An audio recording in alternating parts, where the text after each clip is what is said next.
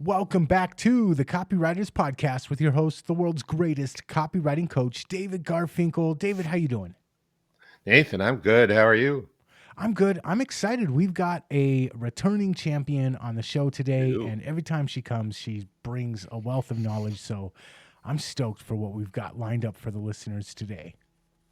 Yes. So let's start with a question and then I'll introduce our guest. What's the opposite of a confident salesperson who makes it easy for you to buy? A nervous salesperson who jumps the gun and makes you want to run away. Today's returning champion, Brenna McGowan, understands the difference all too well.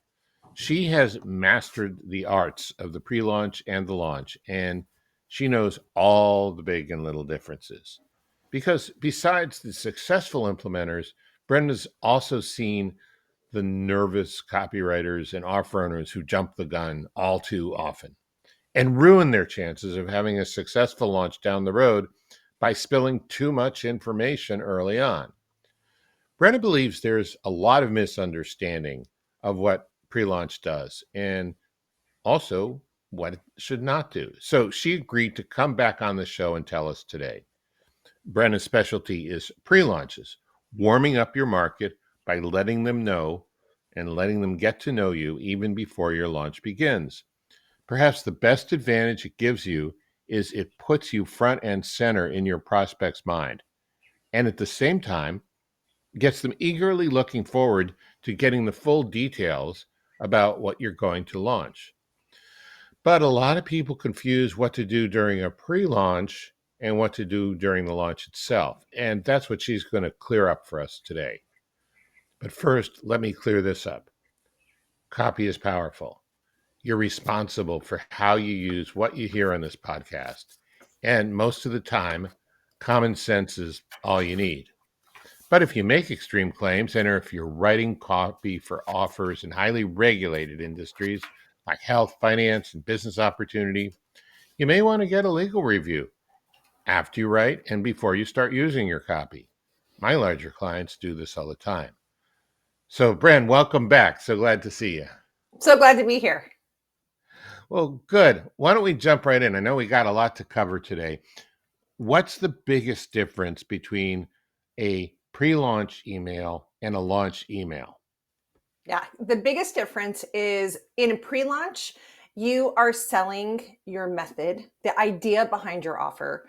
During launch, you're selling your actual offer. So to make this really easy, I'll give you an example. I have a program called the Pre-Launch Plan Program. So obviously during my launch, I'm selling that program. But during my pre-launch, I'm actually selling the idea behind the offer, which is when you do a pre-launch, you have easier launches, you increase your sales, you're able to make pre-sales, you get better fit clients. But what a lot of people do unknowingly is that they start trying to sell. And what I just described there is what I call the buyer's belief statement. For every offer that you have, you need to have that buyer's belief statement, which is what do they have to believe underneath that offer? What is the outcome they have to believe in before they actually are ready for the solution? And what I see sometimes is that people are trying to smush it together. So when I started to write launch copy, I started off as a social media manager back in the day. And then I started writing all kinds of copy, launch copy. And what I noticed was that there was this time in the middle, and I'm sure we've talked about this a little bit before, but there's this time in the middle that's called the consideration phase, or that's what I call it, which is when someone's considering if they want to work with you. But what I see is that people try and smush this into a sales period, and they're trying to do so much with the launch when they really should be getting people invested in the idea into that buyer's belief statement. Essentially, you have to think about it almost like you have two sales period. One, you have to you're selling people into the idea behind your offer that you can help them get the outcome. And then on the other side, when you actually launch, you're selling the actual solution at that time. Okay, yeah, that's a really important distinction. And I'm thinking, why do people do that? Why do they rush into selling too soon? And I think, I've noticed with a lot of people, they're insecure and, they're so afraid they're going to fail or they're so nervous. But I think there's another reason too. And this is coming up for me more and more across many different topics and subjects and activities, and that is the curse of knowledge. Yeah. And in this case, I think the curse of knowledge is you have the belief system why your product is good, so you assume that your prospect does too. You assume that your prospect has that buying belief. I think it's really good of you to point out that no, they don't, and you got to get them there. Yeah. And I think too, and at least especially I work with a lot of like coaches, masterminds, people with memberships. Like I said, I started off in like this social media online marketing world where it's kind of like this distinction between education and helping people, engagement and doing kind of having this nurture content versus sales content. But we forget once again that there's that consideration content that is often overlooked. And then we jump the gun and then our sales feel abrupt. Our audience is not ready for it. We assume, like you said, that people need this, that we have a problem. And it's funny, a couple of years ago, I hurt my foot on a trip and I don't even know what I did, but I hurt my foot and I was like, okay, my foot's hurting. It'll get better. It'll get better. Right. You know how long I was like hobbling along on that foot that was hurting? Over a year. Like I Wow. like, okay, yeah, I have, because it wasn't so bad. I couldn't walk. Right. It wasn't so acute that it was holding me back from my day-to-day activities for the most part. But that is how our audience is. You have these people that are like in this limbo that aren't ready right now to buy the thing that you have. They're not in that much pain. They're like me, hobbling along, not even maybe recognizing that the pain that they're in, what it's costing them. And so sometimes we have to bring this to the forefront so that we can bring a little urgency, for lack of better words, in terms of their pain to help them get the solution that's going to really help them and benefit them down the line. Yeah, I mean, what you're saying that I've never quite been this clear about before is the copywriter has another job, other jobs to sell. One is to raise a consciousness of things that are actually going on, and the other is to define the consciousness, define what's going on for the prospect in a way that's going to predispose them to your offer. So let's zero in a little more on these emails. What's the role of pre-launch emails, and how do you know if you have something you want to say, if it belongs in a pre-launch email or it belongs in a launch email? Right. So the role in my mind of a pre-launch email is to sell the why behind the how. So that's how you can start to kind of define that. Like we're selling into that buyer's belief statement. And so it's interesting. I had the privilege of speaking at Social Media Marketing World last week.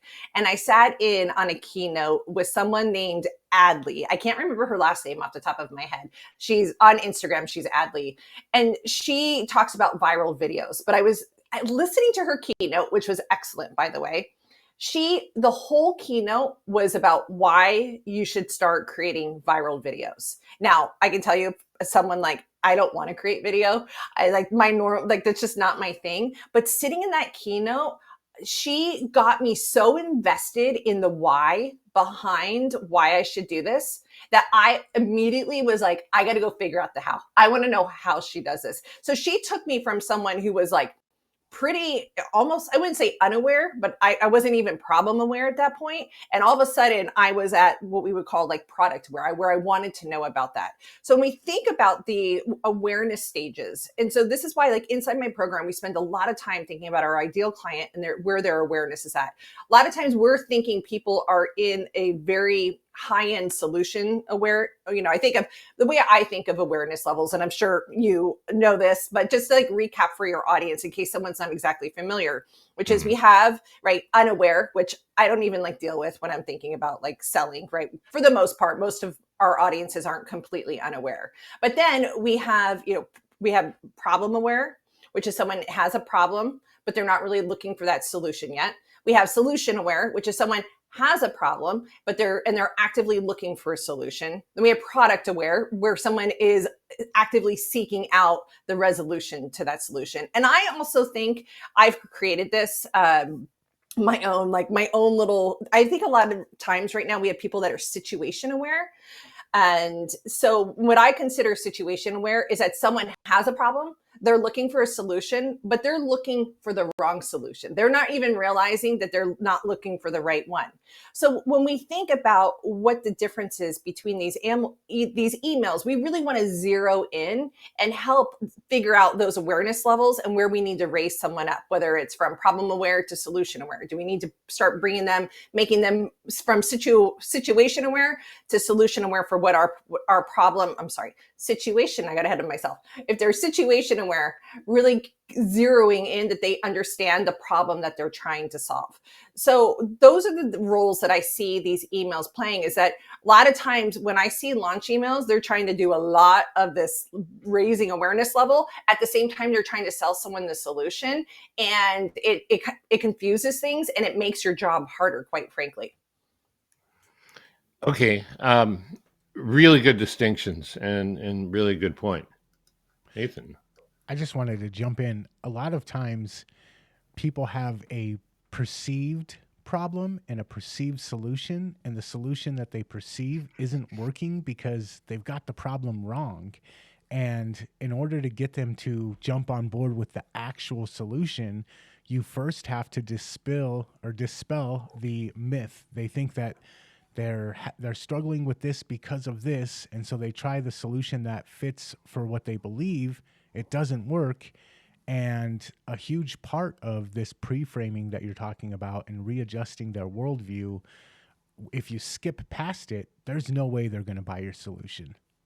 Yeah. And I think right now people talk about how there's this trust recession going on, at least in the online world. And I think part of that, I haven't even thought about it the way Nathan explained it before. And I think it's is that people have tried solving a problem with a solution that wasn't right for them. They don't get the results. And then they think, oh, I've been burned before. This isn't working. And it's really not the case. It's that they weren't really solving the right problem. So I love that. Yeah. And maybe, you tell me, but maybe something that can go into emails is to go down that road, is to say, you may have tried this and it didn't work. Here's why it didn't work. You may have tried this and it didn't work. Here's why it didn't work. Yeah, Wow. that is a huge part of what pre-launch is doing, which is like, thinking, I would put that into like the objection category, but it's not an objection for the offer. It's an objection for the idea, once again, behind the offer. The idea that a solution could actually work. Exactly. At all. Yeah. So you say one of the biggest problems with launch emails is educating too much. Why is that a problem? Right. Well, what happens is in launch emails, what I see times is people spend a lot of time, instead of they spend a lot of time educating people about the problem in a launch email, instead of presenting a compelling reason and overcoming objections as why the reader should buy the offer for the problem they already know they have. And so this goes back to exactly what we were talking about, is that when we get to the point that we're putting a launch email, a sales email in front of someone, we want it to be for a problem that someone clearly knows that they have and that they're clearly looking to solve, not trying to educate people on the back end part of it, on that, buyer's belief statement, where we're trying to move them up their awareness level. We're trying to actually sell them on the problem they already know that they have. So if you start doing that in launch emails and you start using this consideration phase, this pre-launch phase, to do this warming up, to do these things that we've been talking about, it naturally becomes a lot easier to sell. Makes so much sense. Could you give me an example of how a case study email can go wrong in a pre-launch and how to fix it? Right. And I see this even sometimes happening with people during a launch, is that they're trying to go too much into the how instead of sparking curiosity. So I'm going to get a little nerdy here, but there's something called the curiosity gap. And so what happens with the curiosity gap is, first of all, there's a gap between what we know and what we want to know. And when there is this gap, our brain feels deprived, and it kind of makes us itchy. And then when, or at least that's how I describe it. And when someone feels that little inch, that tension, they automatically, their curiosity goes up and they want to close the loop, right? We're as humans, in like a quick way I describe this is, if I was like, hey Nathan, did you hear what happened to David yesterday? Nathan would be like, wait, what happened? Like, I want to know, right? Like I always say we're like a little nosy as humans. We want to know. We don't like having things that are unresolved. And actually we could go into like sales psychology about how this actually helps you stand out. But when you have these little gaps, it helps people. So think about a movie trailer that you see. A movie trailer is giving you a story, but they're giving you little pieces of the story, and they're creating these curiosity gaps that make you want to close it. So you pay to go close that loop and actually go see the movie. That's how I want you to think about when you're giving case studies. Because what I see sometimes with my students is they'll start to say, okay, this person was having this problem, right? And then they start talking about the resolution, but then they start talking in the middle and they start giving a lot of details around the how they did it. And what ends up happening when we start giving too many details around the how, and not that you can't like give little glimpses of how it was done, but when you start saying, I think about, I'll just use weight loss because that's an easy example. When you start telling someone, okay, you're going to have to walk to do this person started walking 20,000 steps a day and eating 140 grams of protein. And they also started doing this and that. And that's how they got this solution. This person here is reading this email, or if you're doing this in video or whatever it is, there's no curiosity gap. There's not like, oh, how did they do it? You're breaking down exactly how they did it. And not only are you breaking it down how they did it, you're probably overwhelming the person at that point with the details of like, oh my gosh, I'm going to have to do all of this work to get this solution. Like, that's not what I want to hear. And I think about when I do case studies for the pre-launch plan program, I'm not going into like, okay, this person was having okay launches, but they wasn't going great. And then they sold out their launch, but I'm not giving you all the nitty gritty of everything they had to do in the middle of that. I'm just kind of opening a gap of like, hey, this is possible for you. And when we create those curiosity gaps, people start to say, well, how did this person get these kind of results? How could I get these results? And then they start looking for the solution. So you want to be careful, and it's nuanced, right? It's not like sometimes it's straightforward. When I'm looking at emails, I'm going, no, there's something here that it's just making this feel overwhelming. We need to pull back a little bit on the details. And I think we when we want to educate people, give people all the information that they need. And obviously we do that, but there's something about opening those gaps that help someone not get lost in the details, but instead put them into the future pacing of the solution. It is a fine balance, because if you just start throwing a bunch of features and benefits and calls to action into your copy, it's gonna be pretty thin. So you do need to tell a story, but if you give away too much, I mean, it hurts you in a couple ways. Certainly the way you're talking about, that it can overwhelm people and not leave any room for curiosity. It can also let people sometimes mistakenly believe that they already know what your program is, so why should they bother to buy it? Yeah. I'm going to add to that. I've done experiments where I've launched a course and sold a bunch of it, and then later put out, or even sometimes at the same time, put out the full thing on YouTube for free. And when somebody goes to a YouTube video and watches the hour-long course versus buying the course, the YouTube watch-through rate is significantly lower. The people that just get it for free and watch it on YouTube, the amount that they actually get through the video is way lower than when people buy into the course. So giving everybody the information up front for free in your emails or on a podcast, rather than just giving a little bit of a tease and then saying, hey, for the people that really want it, you got to go over here and you got to jump through this hoop.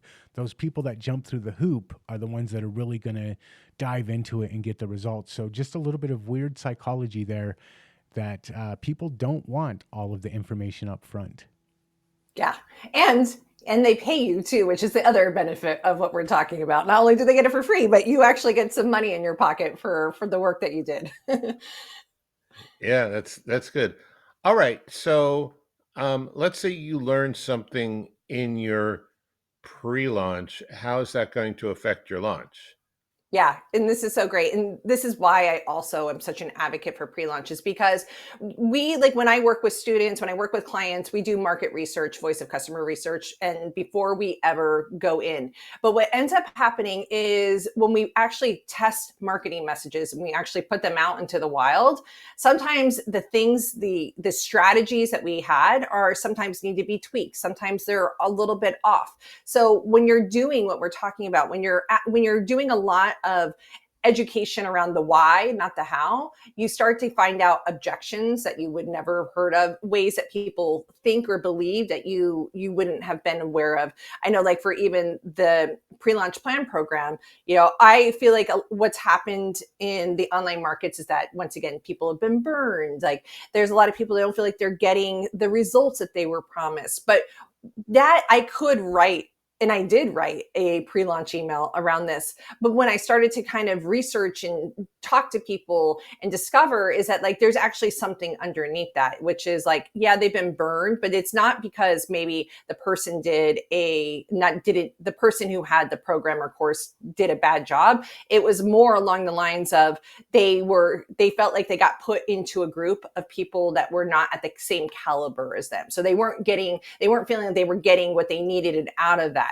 So now that I know this during pre-launch, now I can speak to that in my launch emails, which is, hey, if you are someone who is wanting to join this program, I want you to know, like, the types of business owners that join this program, what type of upper level strategies that we're going through. So I've had so many people go through and go, oh my gosh, had I not done this pre-launch, I would have been hitting different objections in my launch emails. I would have been using different messages. So it really helps educate. I know we talked a lot about education, but your pre-launch can help educate, can inform what your actual sales period needs to focus on. Yeah. Can you talk more about the importance of doing this, and maybe people who haven't and how they've fallen short as a result?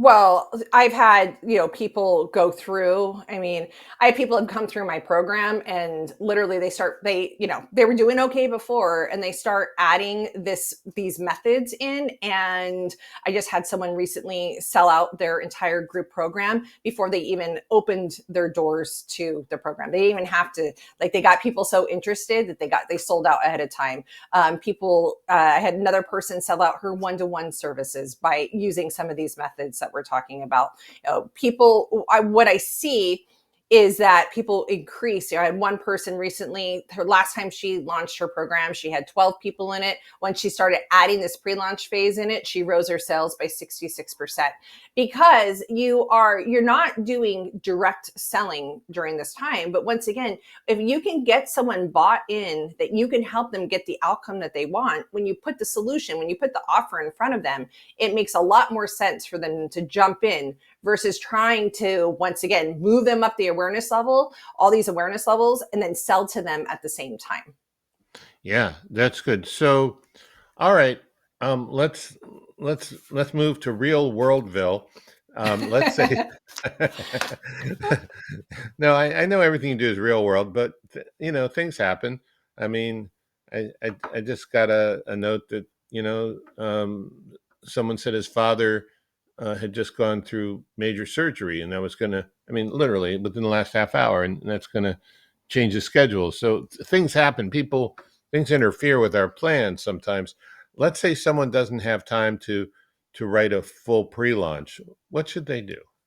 Right. And I'm always going to say some of what we're doing is better than none, right? So even if you don't have time to go through, I teach a 5 to 6 week pre-launch ramp up. And there's two things, is that, first of all, doing a pre-launch, if you start doing this work ahead of time, when something does happen, when you do this and someone has an emergency, you're not resting. Not everything is resting on this like 7 to 10 day promotional period. So if you can get more of this time in, it builds in some space for breathing. I know I've had, a student comes to my mind. Her mom ended up in the hospital during her launch. And it was like, oh my gosh, thank God I had done this.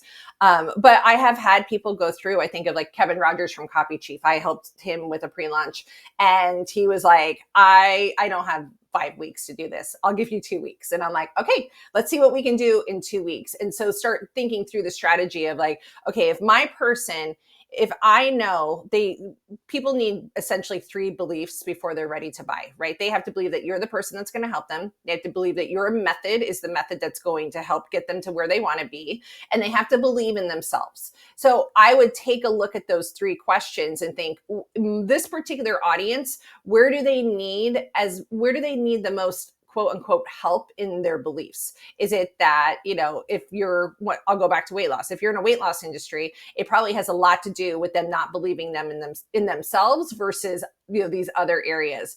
Maybe you're in a different, like for me, I'm in a more skeptical market in terms of my offer, in terms of pre-launch. So I'm probably going to spend more time dealing with objections and myths around those ideas. So I would just say to kind of look at what time do you have and what little bits can you do? And something too, and I talked about this at Social Media Marketing World last week, is that simply just tell people what's coming up in the future. We forget to make just announcements. We forget to tell people what we're working on behind the scenes to even help like their brains prep that you're going to be having something new coming out. You're going to have a sales or promotional period. So even if you can just start doing these little touches of what we've talked about today, it's going to make a difference. Oh, that's terrific. So I think you've got a special offer, a pre-launch calendar, right? Or launch calendar? Yes. Yeah, it's Tell a us launch about it. calendar. Yeah, so basically, if you're curious about like my pre-launch process and what these 5 or 6 weeks could look like, you go into this calendar. I call it one of my Brenna bots. You go in and type in like the date you want to start selling. What your promotional period, and it will spit out a launch calendar for you, and it will also break down these weeks of pre-launch. Oh, that's really cool. Real quick, before we're out of here, can you let people know again where they can go to get this pre-launch calendar? And selfishly, I want to go pick it up as well. Yeah, you can go to BrennaMcGowan.co launch calendar. Awesome. And we will make sure to have a link to that in the show notes over at copywriterspodcast.com. So if you want to find it the easiest way, that's where you should go check it out. And Brenna, thank you so much for coming on. I think this is one of the things that a lot of business owners, copywriters, offer owners, we skip past this, or we do we'll just do a 3-day launch campaign, and going through and really understanding how to make it work, and the importance of having these extra steps and knowing what it is that you actually want to accomplish with this. I think it goes a long way towards making it to where when you actually do launch, your people are already pre-sold. And that is such a valuable thing that we just kind of skip over a lot of times as copywriters and marketers. Totally. All right. And before we're out of here, one last thing. Same website if they want to go find out more about you? Yes, BrennaMcGowan.co. Awesome. All right. Until next time, we will catch you later. Catch you later.